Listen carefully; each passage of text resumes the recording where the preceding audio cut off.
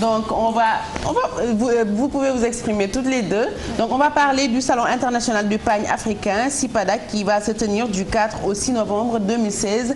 Bonjour, bienvenue à Yolande Adjé et Fatbintou Ath. Donc tonton Garmi nee na ma du Adjé Ath la ñu waxtaan ak yéen ci salon bi nga xam ne moom ngeen di waaj a defar. waa asalaamaaleykum waa Yeewu Leen.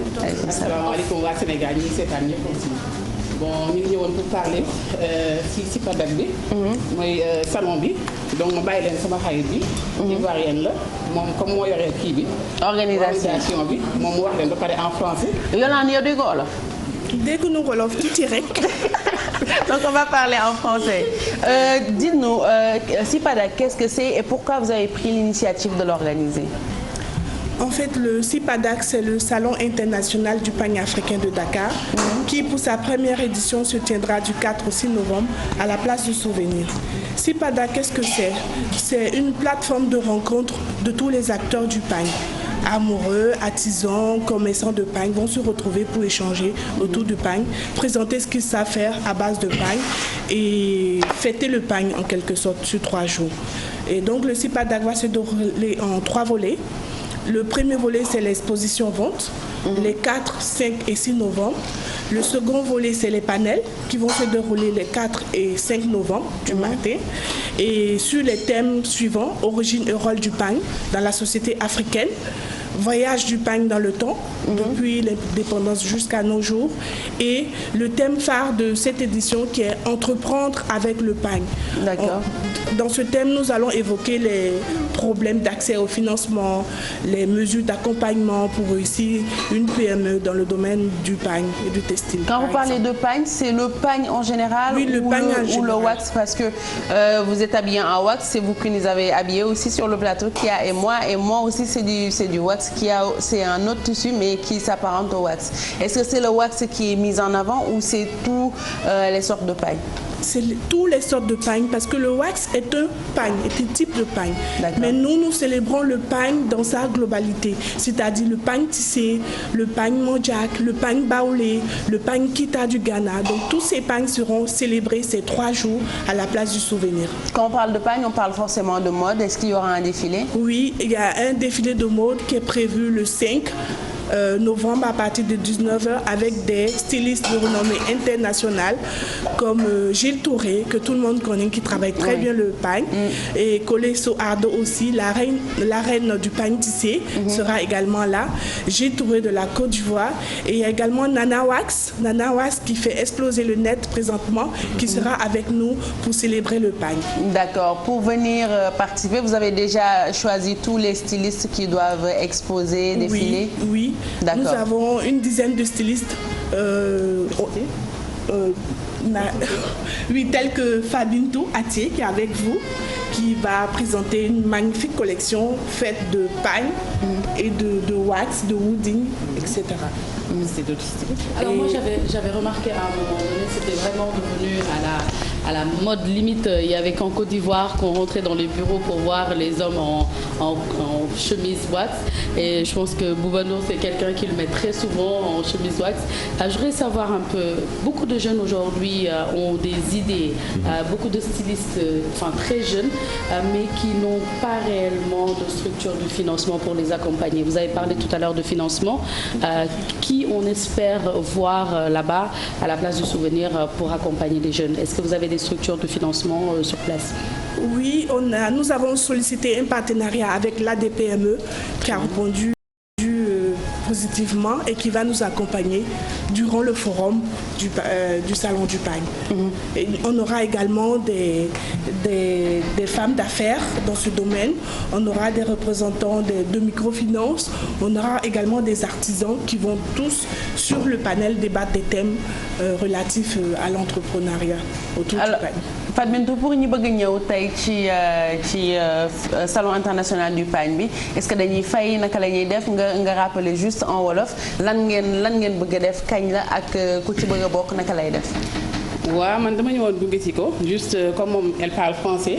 donc te Sénégal la ñuy waxee. donc am na ñoo xam ne olof aussi da leen yitteel. dëgg la donc moo tax li muy wax rek moom laay dellu si waat pour leeralaat ko encore salon bi ñu ngi koy def y a beaucoup de stylistes yoo xam ne dañuy ñëw exposer comme ni nga ko waxee à partir de vendredi bi demain samedi ak dimanche léegi le samedi dina am défilé à partir de 19h. en même temps dîner y compris l'entrée c'est à 25 000 francs. défilé bi waaw voilà pour défilé bi. d'accord bon. Sinon ngeen ñëw seet si ñu parce que ñëpp ñu ngi fa comme ni nga ko waxee grand couturier yi Dakar yi ñu ngi fi. sous région bi aussi les couturiers et tout ça day ñëw foofu donc koo xamante ni paañ itteel na la neex na la bu nga si gis sa bopp donc ñu leen ñaan yéen ñëpp Sénégal yëpp ngeen ñëw seet si ñu. donc dañ exposé les 3 jours di ngeen gis produit yëpp lépp loo xam ne concernant le paañ la bu ngeen ñëwee incha allah di ngeen ko fekk foofu. à part défilé bi nga xam ne c'est payant exposition bi kuy dugg si da ngay dugg si gratuitement. wala da ngay fay comment ça se passe. non entrée bi c'est gratuit. d'accord gratuit waaw mu ngeen ñëw di ngeen ñu fa fekk ñun ñëpp on est là-bas en famille voilà. ñu wax ci prix bi ndaxte souvent nit yi dañuy ragal ñëw naan waaw bu fekkee dañ ko jël liggéey ko ba mu nekk liggéey bu rafet bu sophistiqué bu baax bi dafay cher est-ce que yéen prix yi dina cher wala ku ci ñëw rek di nga am loo fa war a mën a jënd. non ku ñëw di nga am li nga fa am ku ñëw di nga gis sa bopp y a tous les prix donc comme ni ngay wax di nga ñëw fekk benn tuddi bu pare ñu jaay la ko peut-être du cher à ce point ni ko nit yi xalaatee daal eggul foofu. ñëw leen ngeen découvrir même bu du affaire prix bi aussi suñu réew la ñuy waxal. dañuy def dara pour vraiment gën a yóbbu affaire yi fenn donc pour man ñëpp ci war a gis seen bopp pour ñëw xool si ñu. donc pour man côté prix bi warul ñëw xool si li ñuy def daal pour man moo gën a am solo. affaire prix ak yooyu. Alphie ngi yëkkati loxo boobu ba léegi Alphie kenn sañu la wax moom te waxuñoo ak yow. sànni ci sa grain de sel. dama bëggoon juste wax par rapport ak madame Yolande mu nekk créatrice boo xamante ni daf moom Ivoire Tendance. donc di def ay création ci wax bijou tey mën nga dem sa soirée de gala bu ñoom Beyoncé di def seen ay paillettes moom mu defaral la création yoo xamante ni ci wax la koy def. te foo ko sol dafay am tëll.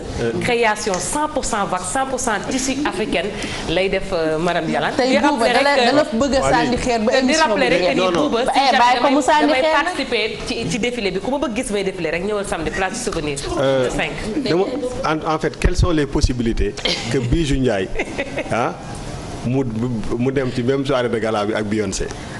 mën nañoo tase kan loolu mën na am moo mën ne yaa ngi may xool lii rek di ma xeeb yow daal bu may dem kan doo de buy dem kan du de yow bu may dem kan doo de mais kan bàyyi léegi na gars yi woote yow ni maa ngi waaj non ñiy woote ci téléphone bi non dafa ndànk rek ñiy woote ci téléphone bi yëpp laa nañu woote quelles sont les possibilités entre Bijou Ndiaye ak Beyoncé man waxuma sax possibilité ñu tas waxal sax ay boo doon wax ay ñoom kii sax ay ñoom Kumba Gawlo ay ñoom it seen yooyu ñu mën a comprendre mais Beyoncé nag Beyoncé lañ wax te damay dem soirée de gala bi muy dem nag soo sama wax ba xam yow lan la yow nag génnee la plateau bi jot nañ ko tise génnee non man dama parce que mais Bouba dama bëggoon juste wax que bu ñoom Beyoncé di ñëw ak seen ay paillettes Bijou Ndiaye mën na ñëw ak créer ak Bijou moo dul ñëw ci boppam damay dem xaar ba invité bi ñëw ñu yeggale suñu tendance ni may demee ëpp na. waaw yow libéré ñu fi dañu lay gunge dañuy ànd ñun ñëpp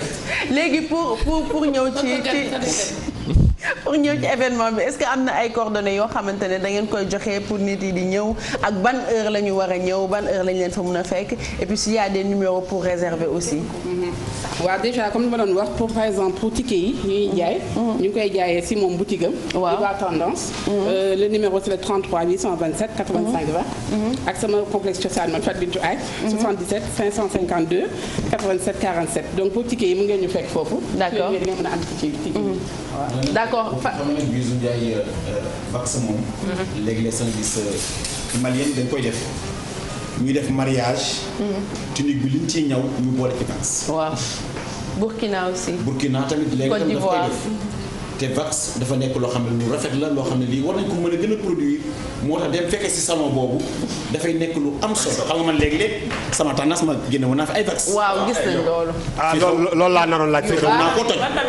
heureusement kon dëgg salon bi nga xam ne nag mooy xew ci place de souvenir te Fatou Bintou woote ko ak Yolande.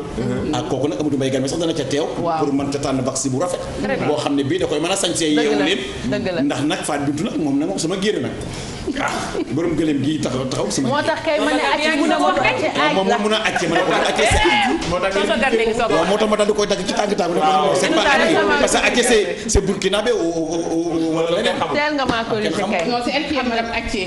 waaw man c'est Fatou Bintou Athie. dafa tombé kii moom sama sœur. kon yow pas Doudou yow bu ma la yow day xaale aussi.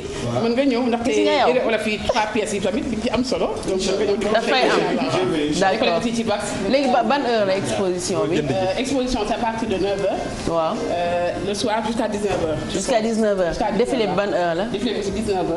d'accord donc jàpp leen que c'est du 4 au 6 novembre c'est-à-dire suba samedi dimanche yëpp place du souvenir lay amee défilé bi c'est à 25 000 exposition bi entrée gratuite la ngeen dem fekk fa modèle yu rafet yu mel ni yi ñu defar kii yaakaar. waaw très bien. man Yolande moo ma defaral bi xam nga bii du ma ko yóbbu soirée de gala nga ni buy bien sa di dem xel ba du ma dem. gën a toj la lay defaral. grand bu wax sax lañ leen demee. waaw kañ donc kii a Fatou Bintou moo ko habillé man Yolande merci beaucoup mun ngeen fa dem fekk fa modèle yu mel nii ak yu dàq yi tamit donc on se voit vendredi dinañ ñëw ñun tam ci exposition bi merci beaucoup merci. bu yeboo ngeen yem ci Grand Théâtre